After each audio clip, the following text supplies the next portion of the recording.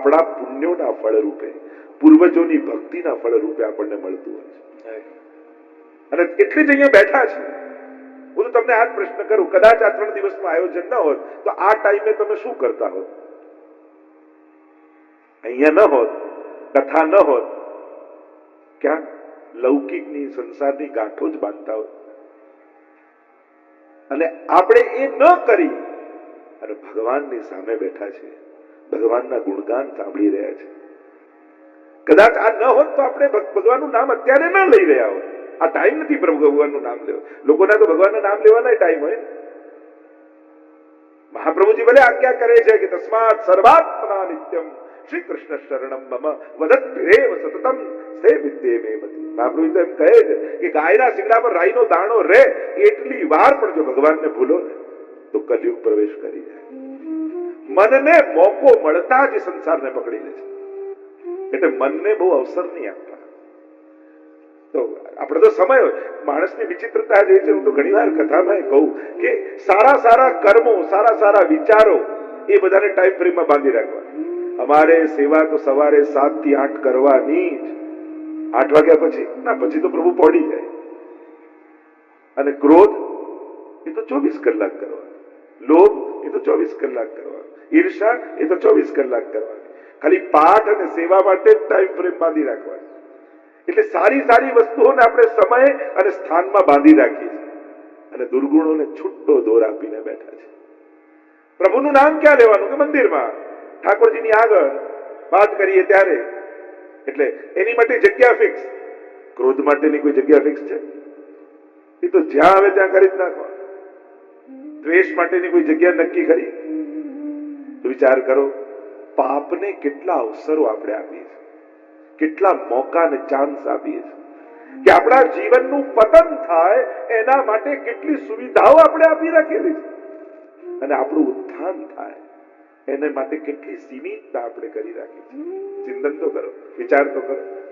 કલ્યાણ થાય ની જગ્યા કઈ? તો ખાલી મંદિર, ઘરમાં ઠાકોરજી બિરાજતા હોય. હું પુણ્ય મને મન સત્કર્મનો, જો અત્યારના સમયમાં સારું કરવું સહેલું છે પણ સારું વિચારવું બહુ અઘરું છે.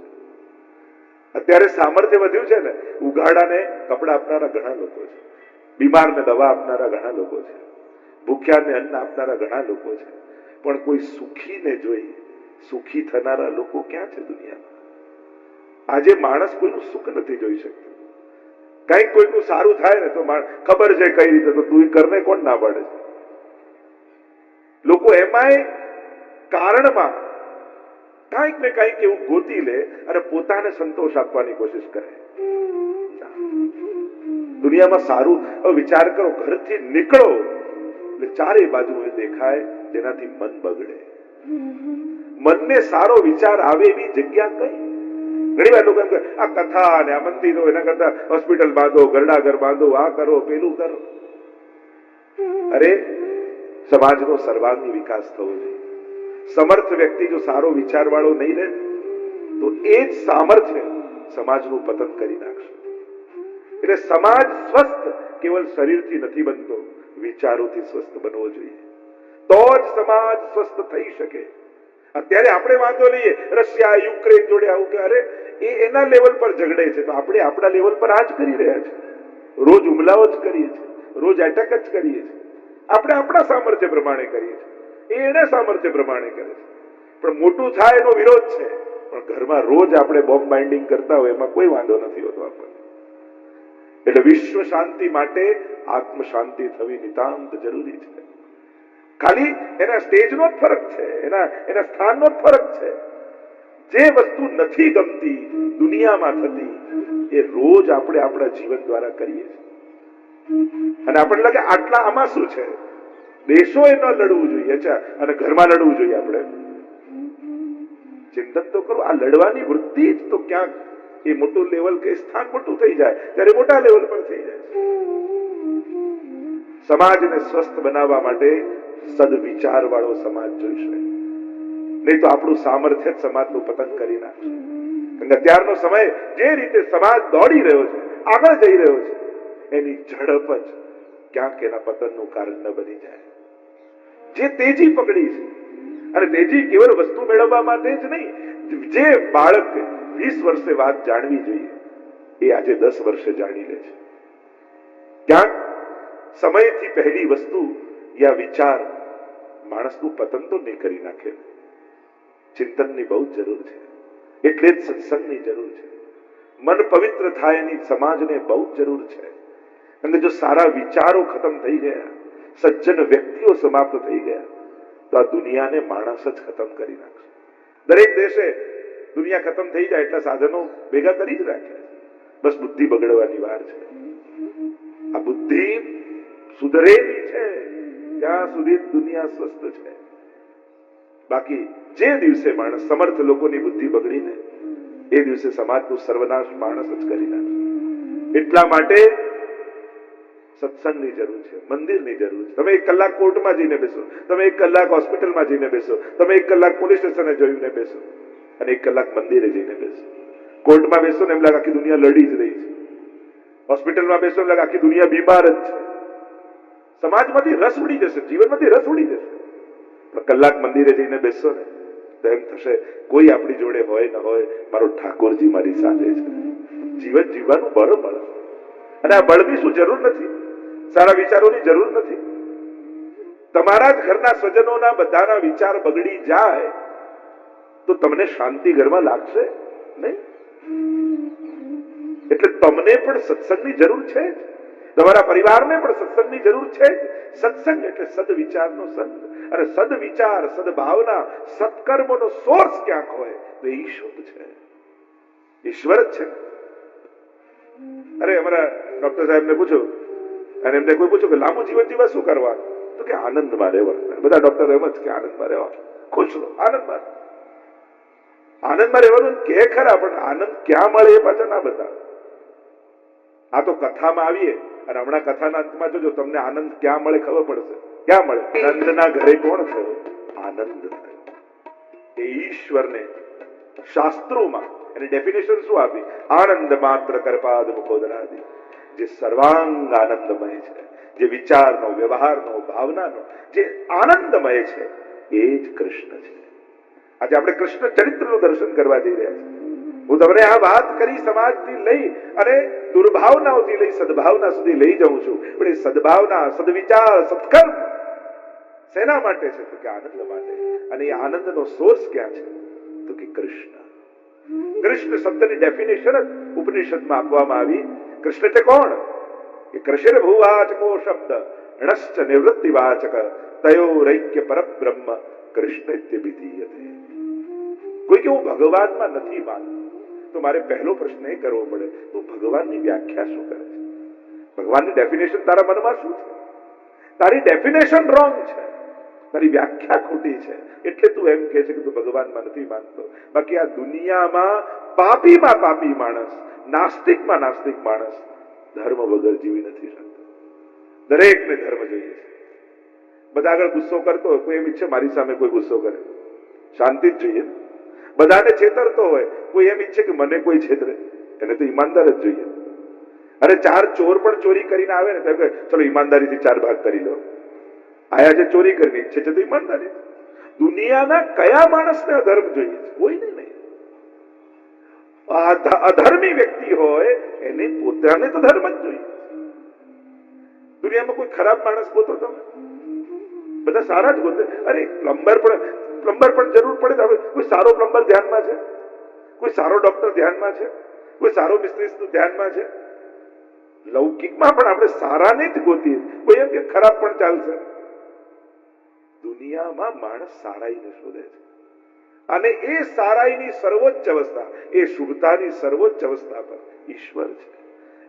એ આનંદની સર્વોચ્ચ સ્વરૂપ, એ પવિત્ર સ્વરૂપ એટલે ઈશ્વર, કૃષ્ણ. અને કૃષ્ણની શોધ એ કોઈ કલાક બચે છે એટલે કરવાની એક્ટિવિટી એ ધર્મ નથી. ધર્મ એ આપણા લાઈફની ડિમાન્ડ છે. આપણે બધા જ ઈચ્છીએ છીએ. આપણે બધાને ધર્મની આવશ્યકતા છે. એના વગર આપણે જીવી નથી શકતા. એટલે કે કૃષ્ણ બધાને જોઈએ છે, આનંદ બધાને જોઈએ છે. કોણ દુનિયાનો માણસ દુઃખ ગોતે છે? અરે કોઈ સુસાઇડ પર મરી જવું સુખી થઈ, ખરાબ કરીને પણ ઈચ્છે તો સુખ જ છે. દુનિયાના કયા માણસને દુઃખ જોઈએ છે? કોઈ નથી. બધાને શોધ સુખ તરફ છે. આપણને કોઈ વસ્તુ કે વ્યક્તિ જોડે ક્યારે પણ લગાવ હોતો જ નથી. આપણને બધાને લગાવ હોય છે સુખ જોડે, આનંદ જોડે. કારણ કે એ જ ગમતી વસ્તુ દુઃખ આપવા લાગે. તમારી બહુ ફેવરેટ કાર હોય ને પછી એ તમને તકલીફ આપવા લાગે, તમે કાન કાઢી નાખો, વેચી નાખો. તમને કાર જોડે લગાવ હોત તો ક્યારે વેચે? તમને એનાથી મળતા સુખ જોડે લગાવ હતો અને એ દુઃખનું કારણ બની કાઢી નાખો. તમારા જ ગમતા સ્વજનો, વ્યક્તિઓ, સંબંધીઓ જે અતિ પ્રિય હોય એ જયારે દુઃખના કારણ થઈ જાય તો આપણે સંબંધ તોડી નાખીએ. અને તમને વ્યક્તિ જોડે લગાવ નહોતો, તમને એનાથી મળતા આનંદ જોડે લગાવ હતો. અને જે દિવસે આનંદ મળતો બંધ થયો એ દિવસે વસ્તુ અને વ્યક્તિમાંથી રસ ઉડી ગયો, એનાથી દૂર ભાગી જાય. દરેક વ્યક્તિને લગાવ આનંદ સાથે છે. હવે ગવર્મેન્ટ એમ જાહેરાત કરી દે કે હવે નોટ નહીં ચાલે, હવે કાંકરા ચાલશે, પતરા ચાલશે. મોદીજી 8 વાગે રાતના આવે ને એકદમથી એમ કે હવે નોટ બંધ અને પતરા ચાલશે, તો આપણે પતરા ભેગા કરીએ. આપણને તો જેનાથી સુખ આવે એમાં લગાવ છે, નોટ જોડે થોડી લગાવ છે.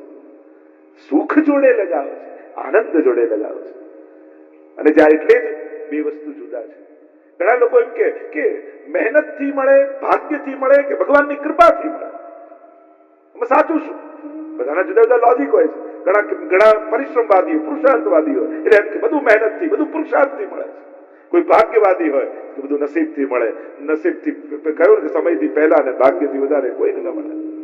સમયથી પહેલા કોઈને ન મળે. ભાગ્યવાદી હોય અને વૈષ્ણવ તો કૃપાવાદી હોય. બે વસ્તુ જુદી છે. બુદ્ધિ અને મહેનતથી કાર લાવી શકો, પણ કારથી સુખ તો ઈશ્વર કૃપાથી જ મળે.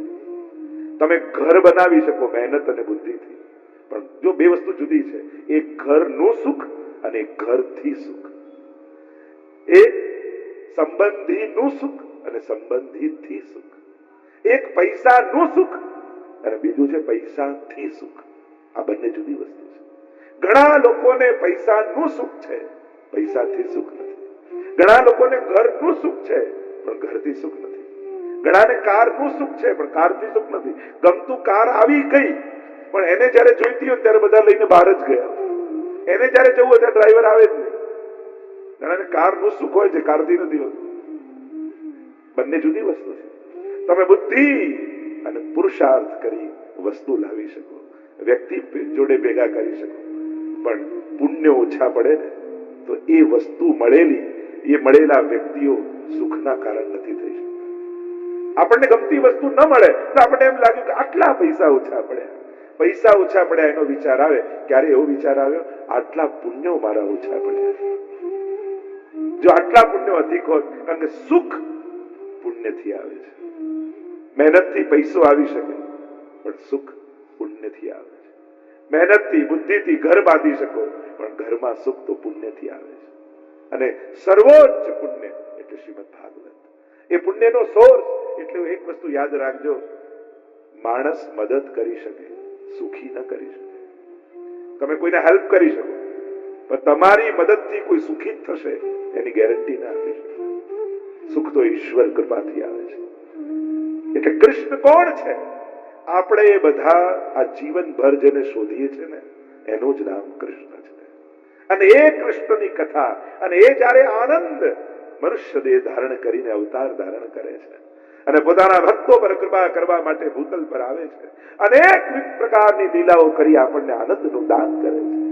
એ કૃષ્ણના ચરિત્રને આપણે જોવાનું છે, જેનું વર્ણન શ્રીમદ ભાગવતના 10મ સ્કંદમાં કરવામાં આવ્યું છે. એ કૃષ્ણ ચરિત્રની ગાથા આપણે ગાવાની છે.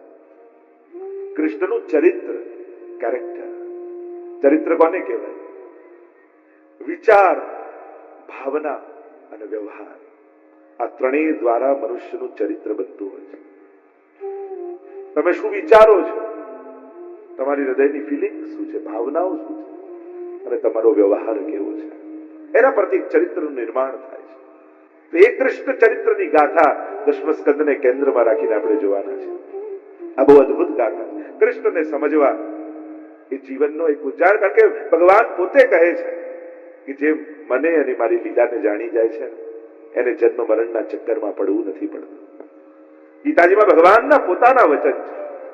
અને એ ચક્રમાંથી છૂટવા માટે આપણે કૃષ્ણ ચરિત્રનો અનુભવ કરવા માટે ભેગા થયા છે. આ રીતે ભેગા થો, રોજ કેટલાને મળતા હોઈએ, કેટલા જોડે ભેગા થતા હોઈએ, પણ ભગવાન નિમિત્તે ભેગા થવું ને એ જીવનનો સર્વોચ્ચ આનંદ બની જાય છે. આપણા બધાના મળવાના કેન્દ્રમાં ભાગવતજી છે અને ભાગવત એ 18મું મહાપુરાણ છે. સર્વોચ્ચ ફળ કહ્યું છે, પરમ પવિત્ર શાસ્ત્ર કહ્યું છે અને આ એવું પુણ્ય કહ્યું છે કે આ કરવા માત્રથી સમસ્ત પુણ્યો, સમસ્ત તીર્થો, કારણ કે એમ કહેવાય ત્યાં ભાગવતજી બિરાજમાન થાય ત્યાં સમસ્ત તીર્થોનો વાસ હોય છે. 24 અવતારોનું મંદિર કોઈ હોય તો શ્રીમદ ભાગવત છે. તમે ભાગવતની પરિક્રમા, તમે ભારત વર્ષમાં તમને એમ થાય હું બધા જ તીર્થોની યાત્રા કરું, કદાચ જીવન ઓછું પડી જાય પણ બધા તીર્થો ન થાય, પણ એકમાત્ર ભાગવતની પરિક્રમા કરો ને તો ભારતના સમસ્ત તીર્થોની યાત્રાનું ફળ તમને મળી જાય. એવું પુણ્ય કર્મ આપણે ત્યાં ભાગવતજીને કહેવામાં આવે છે. કહેતા ને કે એક દીકરી આવીને પિતાને કહેવા લાગી કે પિતાએ પૂછ્યું કે બેટા તારે શું જોઈએ છે? મને સસરા લાવી આપો. કે આમને સસરા થોડી આવે. ઠીક છે, મને સાસુ લાવી આપો. અરે આમ સાસુ થોડી આવે. અચ્છા મને જેઠ લાવી આપો.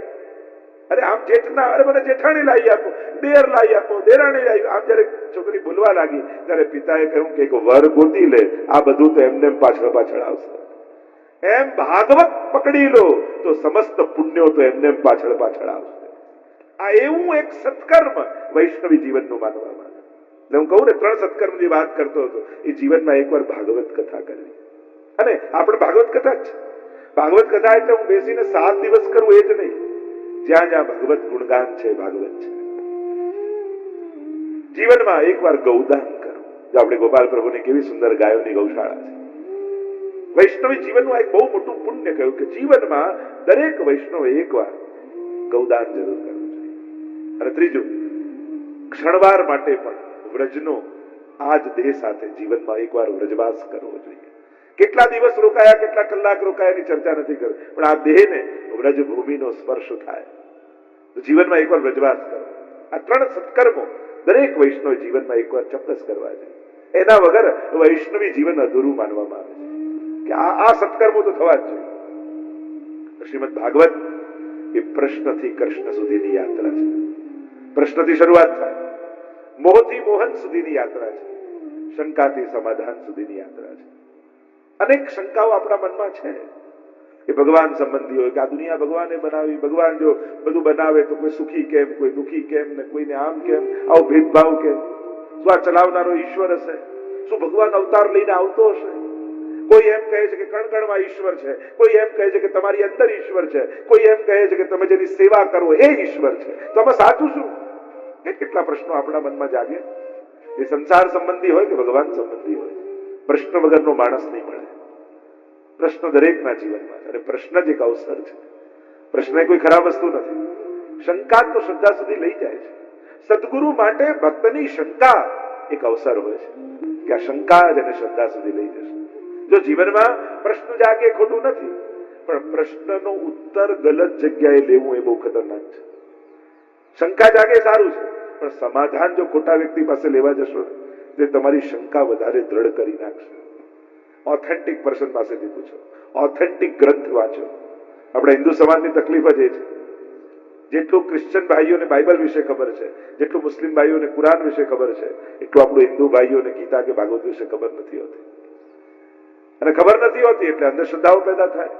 કારણ કે આપણા ધર્મનું જ્ઞાન ક્યાંથી આવે? કોઈ પાડોશીને પૂછીએ, કોઈ ઇન્ટરનેટમાં એક પેજ વાંચીએ, કોઈ મેગેઝિનનો, કોઈ છાપાનો લેખ વાંચીએ, અને આ રીતે જે ખીચડી ભેગી થાય છે અને પછી જે કન્ફ્યુઝન પેદા થાય આપણને, આ તો બહુ અઘરું. અઘરું નથી, તારી જાણવાની પદ્ધતિ ખોટી છે. તે તારી શંકા ગલત જગ્યાએ પૂછી. હવે વિચાર કરો, અર્જુનને મોહ જાગ્યો અને એને કૃષ્ણને પૂછવાની જગ્યાએ ધૃતરાષ્ટ્રને પૂછ્યું હોત તો યુદ્ધ લડું કે નહીં, કેવી ગીતા મળે? એ તો કૃષ્ણ બાજુમાં હતા તો સમાધાન મળ્યું. જે ધૃતરાષ્ટ્રને પૂછ્યું હોત તો કે આવું લડાતું હશે ભાઈઓ જોડે, ચાલ ચાલ ઘરે બેઠા બેઠા માળા ફેરવીએ, યુદ્ધ લડાય. એ લડવા દે, એ જીતવા દે.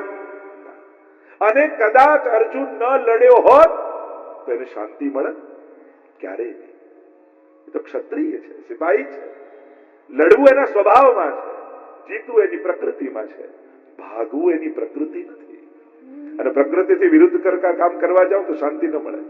ઘણી વાર ઘણા બહુ જ એક્ટિવ હોય અને બધાને જોઈને એના મિત્ર રિટાયર્ડ થાય તો કે લાવ હું રિટાયર્ડ થઈ ગયો. અને પછી જે ટેન્શન થાય, દરેક લોકોને ફ્રી થઈને શાંતિ થોડી મળે છે. એ તો નેચર એવો હોવો જોઈએ. ઓફિસેથી કામ છોડે તો ઘરમાં કટકટ ચાલુ થાય, અહીંયા ચોખ્ખું નથી, નામ કપડા પડ્યા છે, પેલું પડ્યું, પેલા બેન કે તમે ઓફિસે જાઓ તો શાંતિ. એને તો કામ જ એની પ્રકૃતિ, એના નેચરમાં છે, એને કામમાં જ શાંતિ મળે છે. એટલે કોઈ એમ કે કામ છોડવાથી શાંતિ મળે, એમાં હું નથી માનતો. તમારી પ્રકૃતિમાં છે નિવૃત્ત થવું, અને જો નથી તો પ્રવૃત્તિમાં જ તમને શાંતિ મળે. એવા કામ કરો કે સમાજ કલ્યાણના હોય, લોકોના હિતના હોય, પ્રભુની ભક્તિના હોય, કે સમાજમાં પુણ્ય અને સત્કર્મ ને સદવિચારોને વહાવે, એવા કાર્યમાં જોડાઈ જાઓ. શાંતિ દરેક માટે જુદી છે. ઘણી વાર ફોરેન જઈએ ને એટલે અમેરિકા 6 મહિના થઈ ગયા હોય બાને, અને અમે મળીએ એટલે વિચારે વાર ખાઈ જાય, આંખમાં ચમક આવી જાય. પૂછીએ કેમ બા શાંતિ છે ને? જે અહીંયા તો ભયંકર શાંતિ, કોઈ દેખાતું જ નથી. એટલે શાંતિ એ ભયંકર હોય. અને અહીંયા તો બધાના અમેરિકા બધા રહે છે રિલેટિવ, એટલે તમને ખબર હશે 2-3 મહિના પછી શું થાય છે. આપણે કે આ તો સ્મશાન શાંતિ છે, આપણે કે આ તો યુદ્ધ પહેલાની શાંતિ છે. શાંતિ કેટલા પ્રકારની છે. આપણને કેવી શાંતિ જોઈએ? જેમાં કૃષ્ણ મળે એવી શાંતિ જોઈએ. જે ગીતાજીમાં ભગવાન કહે છે, તમેવ શરણમ ગચ્છ સર્વભાવેન ભારત તત્પ્રસાદાત પરામ શાંતિ. એવી શાંતિ જોઈએ જેમાં પરમ આનંદનો અનુભવ હોય. જેમ ઘણી વાર તમે હવેલીમાં નંદ મહોત્સવના દિવસે ગયા હો, અને નંદ મહોત્સવમાં જે નાચો કૂદો આનંદ કરો, અને ઘરે આવીને થાકીને બેસો, અને એ આનંદમાંથી જે શાંતિ પેદા થઈ હોય, યા ક્યારેક કોઈ સત્કર્મમાં જોડાયા હોય, કોઈ સમાજ સેવાનું કાર્ય હોય ને એમાં તમે જોડાયા હોય, લોકોને ભોજન પીરસતા હો, વાંટતા હો, મદદ કરતા, થાકમાં પણ જે શાંતિ લાગે, જે આનંદ લાગે સત્કર્મ કરી, એવી શાંતિ આપણને જોઈએ છે. તો શાંતિ એ એકાંતમાં મળે એ નથી, જે કાર્યની તૃપ્તિમાં મળે એ શાંતિ.